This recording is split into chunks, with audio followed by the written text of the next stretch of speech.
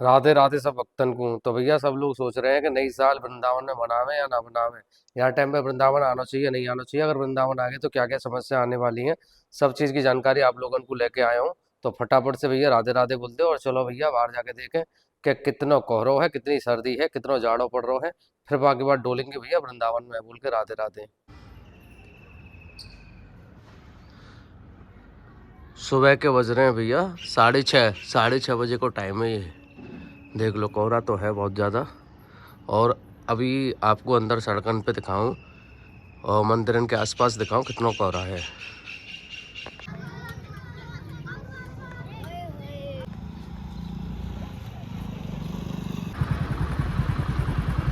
तो भैया वृंदावन या टाइम पे आना चाहिए कि नहीं आना चाहिए, अगर वृंदावन आएंगे हम तो किन किन समस्याओं को सामना करना पड़ेगा और कैसे दर्शन होंगे, क्या माहौल है, सब चीज़ें मैं विस्तार से आप लोगों को मैं बता दूँ। तो सबसे पहले मैं बात करूँगा भैया यहाँ की सर्दी की। तो भैया अभी यहाँ टाइम पे आप देख सकते हैं मेरे पीछे कितना कोहरा है। तो ज़्यादातर कोहरा यही है। हमारे पिछले 2 दिन जो गए हैं 26-27 इनमें थोड़ी धूप निकली है, लेकिन आज फिर से कोहरा है, कोहरा है। और भैया टेम्परेचर थोड़ा सा लो है, हाथ सुन्न पड़ गए हैं, ठंड ज़्यादा है। तो ये तो ठंड को यहाँ पे माहौल है। और दूसरी यहाँ पे क्या क्या चीज़न को आप लोग आनंद ले सके हैं, क्या क्या चीज़न में असुविधा आएगी, तो थोड़ा सा समझ ले। क्योंकि देखो वृंदावन जब आप लोग आमे हैं तो वृंदावन आमे हैं दर्शन के ताई, कि भैया हम दर्शन करके आएंगे ठाकुर जी के। तो भैया आप लोगों को बता दूं कि भैया राधा वल्लभ जी, राधा रमन जी और बिहारी जी और प्रेमानंद महाराज जी, इन चारों के दर्शन में आप लोगों को भयंकर भीड़ मिलेगी। और प्रेम मंदिर पे भी शाम के टाइम पे बहुत ज़्यादा भयंकर भीड़ हुए है। तो भैया बिहारी जी की बात करें तो बिहारी जी में लंबी लंबी लाइन लग रही है, कम से कम 3-3 घंटा तक आदमी खड़ा रहे हुए जब बिहारी जी के दर्शन पावे है। और वो भी कुछ सेकंड का ही दर्शन मिले हैं, धक्का मार के नहीं वहां से भी निकाल दिया जावे है कि चलो भैया आगे बढ़ो। ये तो आप लोगों को मालूम ही है। और वृंदावन में बहुत भीड़ है भैया,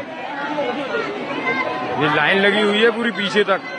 और आप लोग जानते हो यहाँ से तो मंदिर 150 मीटर दूर पड़ता है। राधे राधे भैया।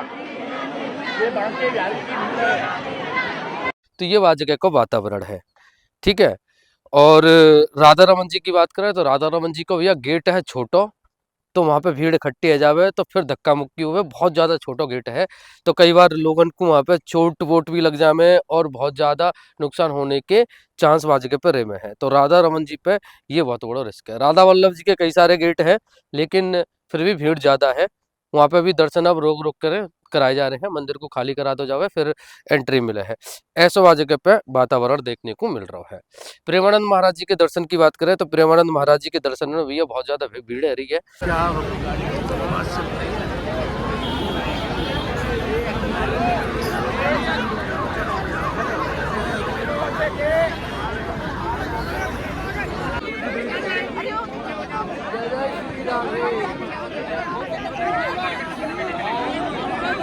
वो क्या कर लो, वो हम लोग ब्लॉग बना लो भाई।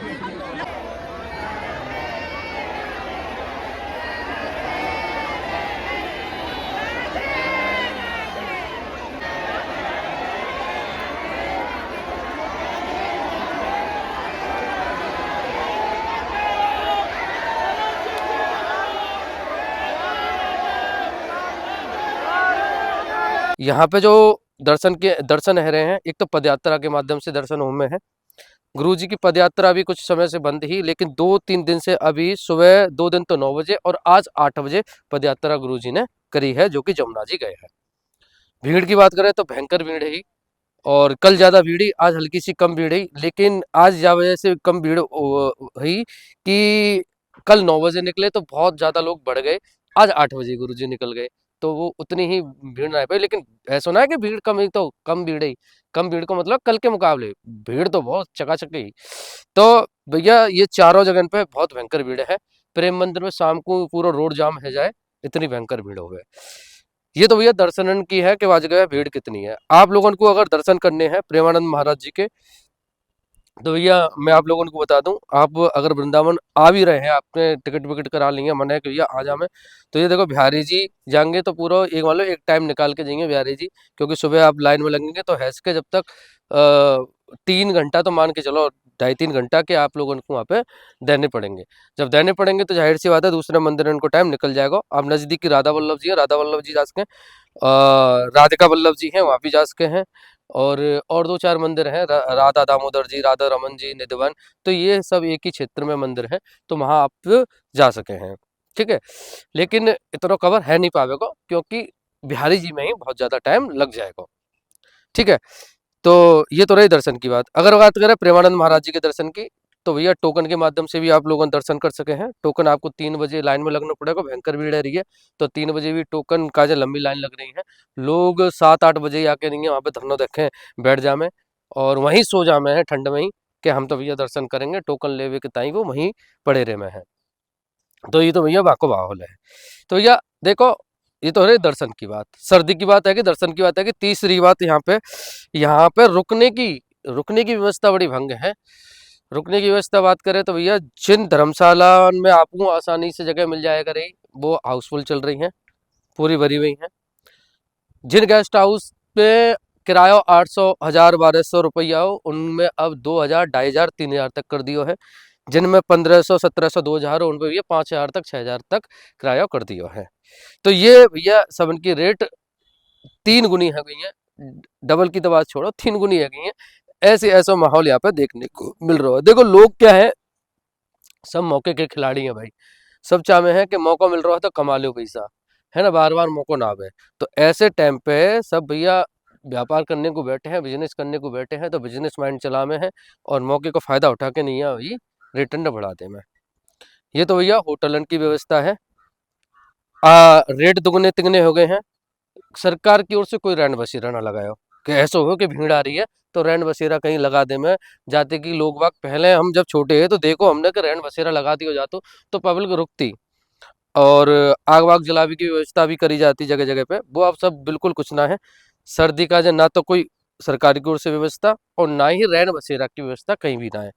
तो सवाल यह है कि भैया अगर आपके पास में अच्छा पैसा है रुकने के ताई आप पैसा खर्च कर सके हैं, तो भैया आप आ सके हैं, वरना आप या ठंड को देख लो, सड़क के किनारे पे आप रह सकें तो वहाँ रुक लो। तो भैया आपके पास में ये व्यवस्था है। जितने ज़्यादा वृंदावन के नज़दीक जाएंगे उतने की ही ज़्यादा प्राइस आपको होटल के गेस्ट हाउस के बड़े मिलेंगे। जितने ज़्यादा दूर जाते जाएंगे वहाँ पे कम मिलेंगे। अब दूर रुक लो भैया कि आपको फिर गाड़ी वाड़ी या जो भी रिक्शा वगैरह करके हैं वो जा सके हैं। तो यहाँ कोई एक तरीका है कि वृंदावन से दूर, मतलब थोड़ा सा आउट क्षेत्र में जो गेस्ट हाउस हैं उनमें शायद रूम मिल जाएंगे और ठीक ठाक रेट में मिल जाएंगे, तो वहाँ पे आप रुक लो और फिर ये ई रिक्शा लेकर नहीं चले जाओ। ये तो रुकने की व्यवस्था ऐसी है सके। लेकिन आप सोचे कि वृंदावन मौके की जगह पे हमें गेस्ट हाउस मिल जाए, रूम मिल जाए, तो ऐसा भैया संभव है ना। ये तो भाई रुकने की बात। तीसरी एक और चीज़ है भैया कि यहाँ पे घूमने फिरने का जाए, डोलवे का जाए, आपको कोई वाहन वगैरह तो चाहिए, पैदल पैदल तो घूमेंगे ना। हाँ सुन रहे मेरे, तो भाई अगर आपको डोलवे का जाए ई रिक्शा चाहिए, तो ई रिक्शा की जो किराया घोषित कर रखा है सरकार ने वो 20 रुपये कर रखा है कि 20 रुपये में आप काली दे जा सके, मतलब दूरी के हिसाब से लगभग 20-20 रुपये यहाँ पे घोषित कर रखा है। अब 20 रुपये जहाँ वजह से घोषित कर रहा हूँ कि 20 रुपये में ही आप इतनी दूरी पे जा सके, फिर आपको बैरिकेड मिल जाएगा। बड़े हिसाब से सरकार ने यहाँ पे वो कर रखा प्लानिंग। अगर आपके पास में प्रॉपर जैसे 5-6 यात्री ना आ पा रहे, 1-2 ही है, तो वो क्या करते हैं पूरा रिक्शा बुक करवा ले में, फिर 100 रुपया 150 रुपया बाकी हिसाब से ले में। लेकिन अब क्या कर रहे हैं, जो 20 रुपया किराया हो को बढ़ा दी है, थोड़ी दूर के आज 50-60 रुपया 100 रुपया ले रहे हैं। और अगर पूरा रिक्शा करना है तो फिर भी अच्छे खासे पैसा आप लोगों से ले जाएंगे। तो भैया रिक्शा वाले ने, ऑटो रिक्शा वाले ने, इनने भैया दाम अपने बढ़ा दिए हैं।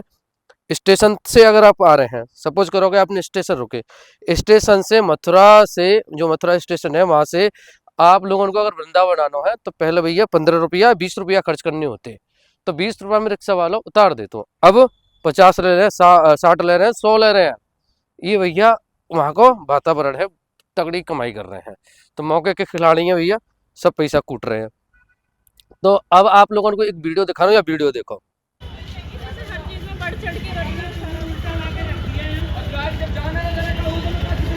अरे हमें समझाने, हम 40 तो दे भी रहे हैं।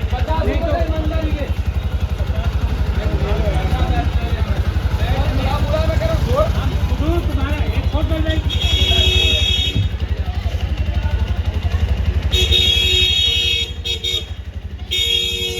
देख ली वीडियो।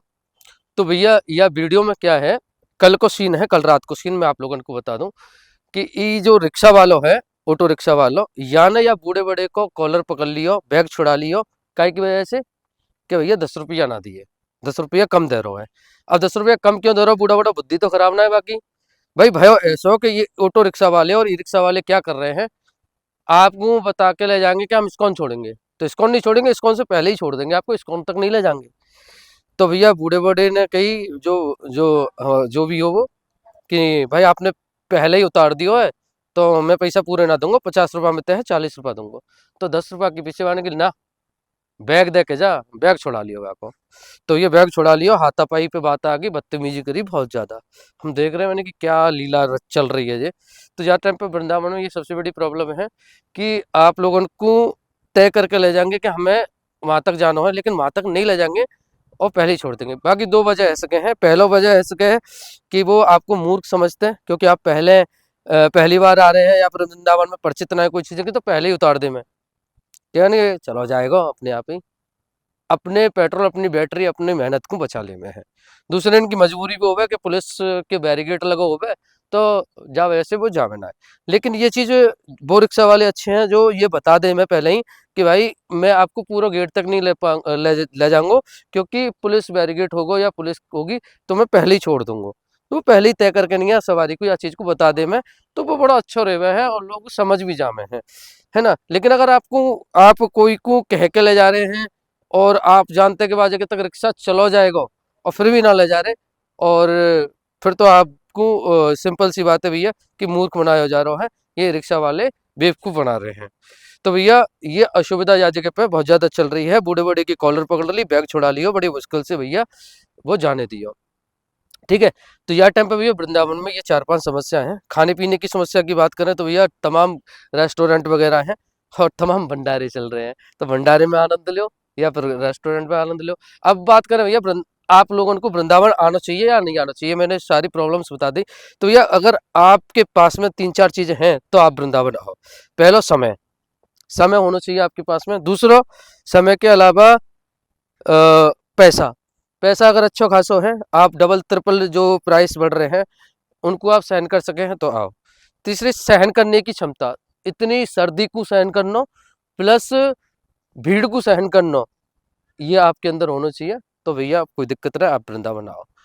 अगर आप कोई बीमार हैं, बुजुर्ग हैं, बीवी बच्चा है, तो भैया मत आओ, क्योंकि ये सब आप लोगों को सूट नहीं करेगा, क्योंकि यहाँ पे तगड़ी भीड़ है रही है।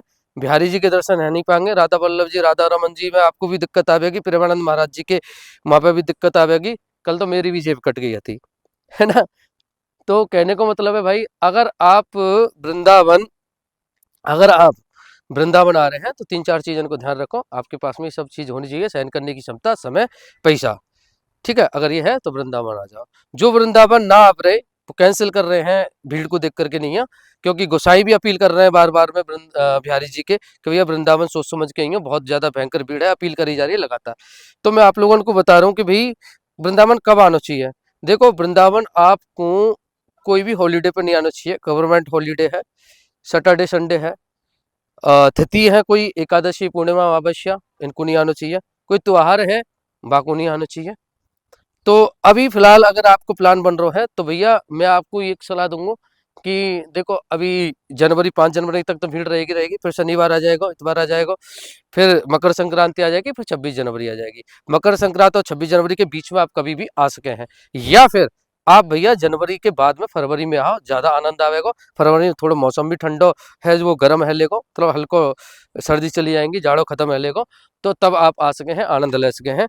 और फरवरी के बाद में फिर मार्च तो आ ही रहा, मार्च में तो फिर होली चालू हो जाएंगी, फिर आइयो बल्ले बल्ले खूब हमारे संग होली के लिए, होली अरे रसिया, है ना, खूब आनंद लियो।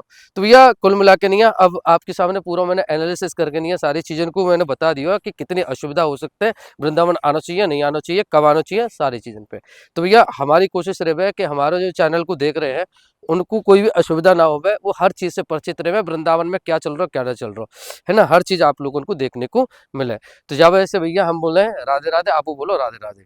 और हाँ, अगर आपको वृंदावन से ब्रज रज और ठाकुर जी राधा रानी को चरणामृत, राधा कुंड, राधा मानसरोवर, यमुना का जल, ये आप लोगों को चाहिए, भक्तमाल की माला, कंठी, तुलसी माला, चंदन, इत्र, ये अगर आपको चाहिए तो भैया हमारे दिए गए नंबर पे आप संपर्क कर सके हैं। लगातार हम यहाँ इस सेवा को दे रहे हैं कि आप लोग वृंदावन भले ही कई कारण से ना आ पाए, लेकिन वृंदावन से जो सामान है आप लोगों तक सेवा के रूप में पहुंचा दिया जाएगा। और या कि जो भी भैया दुकानों में प्राइस होंगी वही हिसाब लगाओ जावे को, ठीक है। तो ज़्यादा इतना तो आप अगर वृंदावन आएंगे ना तो बहुत ज़्यादा पैसा खर्च हो जाएंगे। जहाँ वजह से अगर आप कई कारण से वृंदावन ना आ पा रहे, कई कारण से ना आ पा रहे, तो जैसे भैया वृंदावन में घूमने को, डुलने को, आनंद ले रहे हैं, हमारे चैनल के माध्यम से दर्शन मेला खूब कर रहे हैं, तो ये ऐसे ही आप जो भी यहाँ से कोई चीज सामग्री कोई मंगानी है, ब्रज रज हुई, चरणामृत रहो, तो ये ठाकुर जी को प्रसाद आप या नंबर पे संपर्क करके नहीं है, व्हाट्सएप पे मैसेज कर दो, आप लोगों को जो भी होगा, जो भी चीज़ चाहिए वो पहुंचाई जाएगी। तो भैया जाते जाते मैं तो एक ही बात कहूँगा कि देखो, बिना राधे राधे बोले जाइयो मत, क्योंकि भैया हमन को राधे राधे बड़ा प्राण से प्यारा है। तो बोलो भैया राधे राधे।